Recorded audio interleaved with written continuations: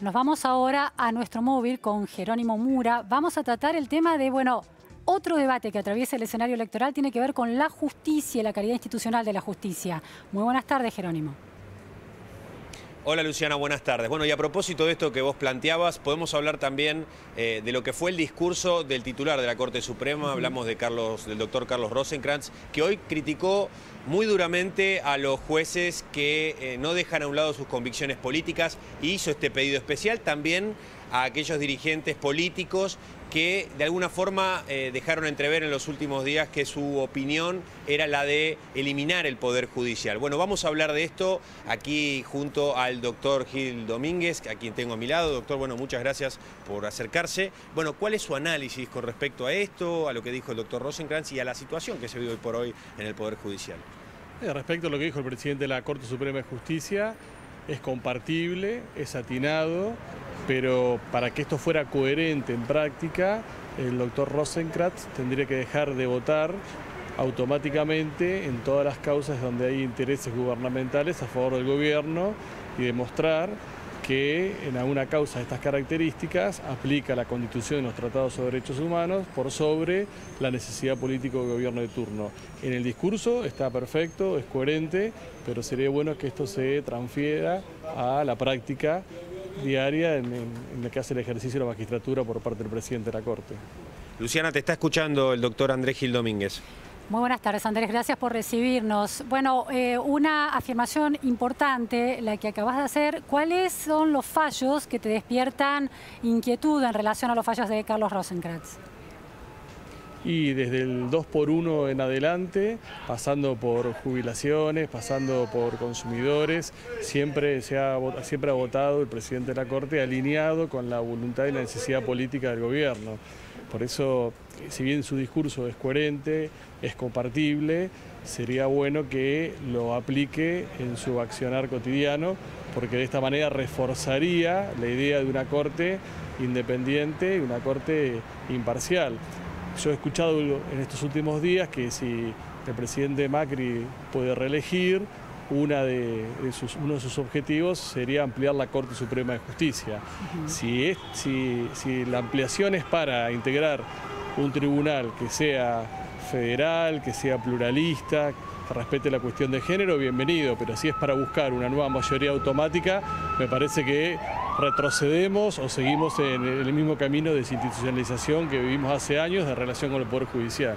Andrés, en relación, hay dos preguntas que se me presentan. En relación a los fallos de Rosenkrantz, él sostiene una postura jurídica de la disidencia que, bueno, por ejemplo, en el caso del 2x1 sostenía que no había ambigüedad en la ley originaria, de manera que no era necesaria una nueva ley del Congreso para no aplicar el 2x1 en el caso de los delitos de lesa humanidad. Era un fallo atendible. ¿Por qué necesariamente atendible, aunque uno pueda no estar de acuerdo? Es decir, estaba sostenido con argumentación muy sólida.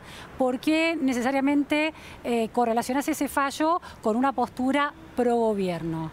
Porque Rosenkrantz suele fallar con una lectura jurídica que hace de esa lectura independiente de los contextos políticos una especie de principio, ¿no?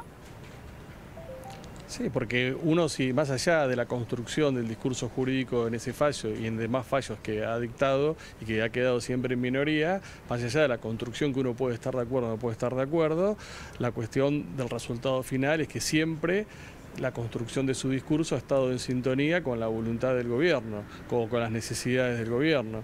Entonces, me parece que sería, además también hay otra cuestión que excede lo jurídico, que es lo político, que es la forma de acceso a la presidencia de la Corte Suprema de Justicia, violando toda la normativa vigente en lo que era la sucesión o el acceso a la presidencia de la Corte Suprema de Justicia. Entonces, me parece que desde un punto de vista de los fallos que ha dictado, desde un punto de vista también desde la forma que accedió y la forma que se trató de construir una mayoría acorde o en sintonía con el gobierno, que le salió muy mal al gobierno, me parece que el discurso de Rosenkrantz es respetable, pero para ser coherente tendría que ver en fallos en donde el gobierno, la necesidad del gobierno choque con la Constitución, que Rosenkrantz vote a favor de la Constitución, de los tratados sobre derechos humanos, y no de esa necesidad del gobierno, más allá de la construcción jurídica y el discurso jurídico que explaye en los votos de los respectivos fallos que dicta. Ahora, también es un problema pensar que y este es un tema muy importante, que es pensar que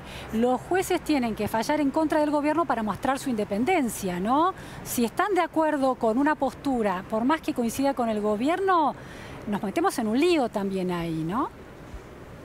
No, sí, por supuesto, pero si los votos de un juez son sistemáticamente favorables a la postura del gobierno y muy criticados por gran parte de la doctrina en términos que esa construcción desconoce mandatos constitucionales y tratados sobre derechos humanos, me parece que sí, estamos en problemas institucionales. Y si se arriba a la presidencia de una Corte Suprema violando los reglamentos vigentes para el acceso a la presidencia y se trata de conformar una mayoría que supuestamente iba a tener sintonía con el gobierno, pero que le salió muy mal en esa jugada, tampoco podemos hablar de una presidencia totalmente independiente de los deseos del gobierno de turno.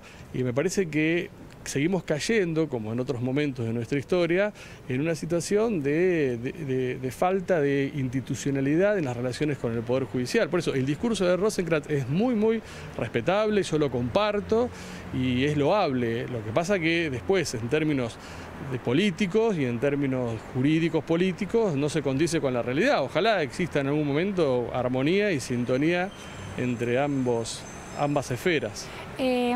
Andrés, del otro lado del polo político, es decir, en uno de los extremos de esta polarización desde el kirchnerismo, ha habido también una mención a una posible ampliación de la cantidad de miembros de la Corte por el candidato a presidente Alberto Fernández. ¿Por qué es tan clave para un poder ejecutivo esa ampliación? Porque podría ser completada con jueces que beneficien al gobierno eventual no importa qué gestión se trate.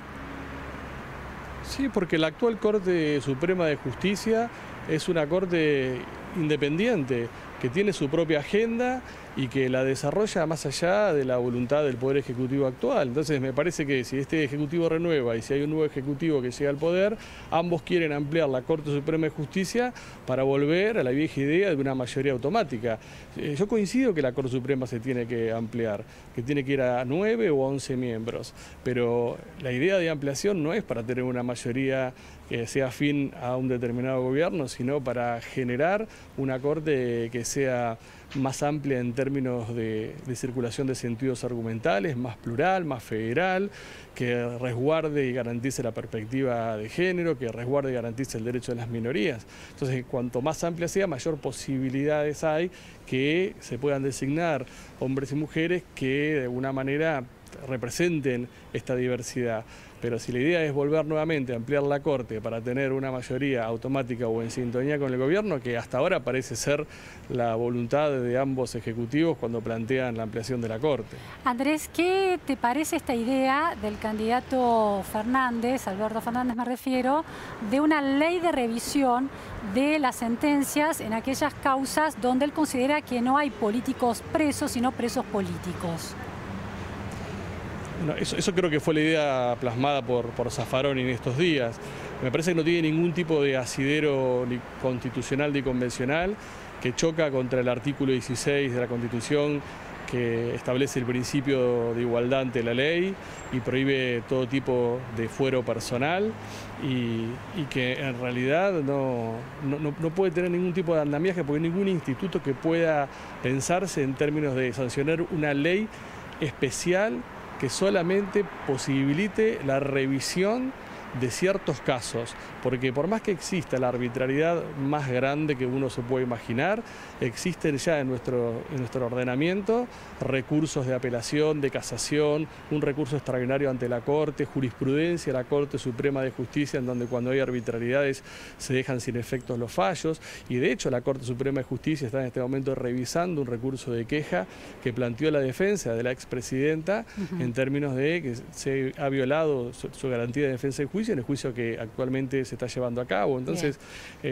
pondría en una situación de total desigualdad ante la ley. Primero que no hay presos políticos en la República Argentina, eso realmente es una barbaridad y lo que hace es, de alguna manera, bastardear la situación por la cual vivieron aquellas personas que fueron verdaderamente presos políticos en la época de la dictadura militar. Entonces acá no hay presos políticos, y en caso de que existiese alguna arbitrariedad en algún proceso judicial, existen los medios como para que ésta sea reparada, que son los medios que se le aplican a cualquier persona, a cualquier ciudadano. Por eso esta idea de impulsar una ley especial de revisión de determinadas causas no tiene ningún andamiaje constitucional, ningún andamiaje legal, y choca contra la Constitución frontalmente. Muchísimas gracias, Andrés Gil Domínguez, desde allí. Muchísimas gracias, Jerónimo Mura. Gracias, buenas tardes. Hasta luego. Bueno, acabamos de conocer el dato de inflación correspondiente a mayo.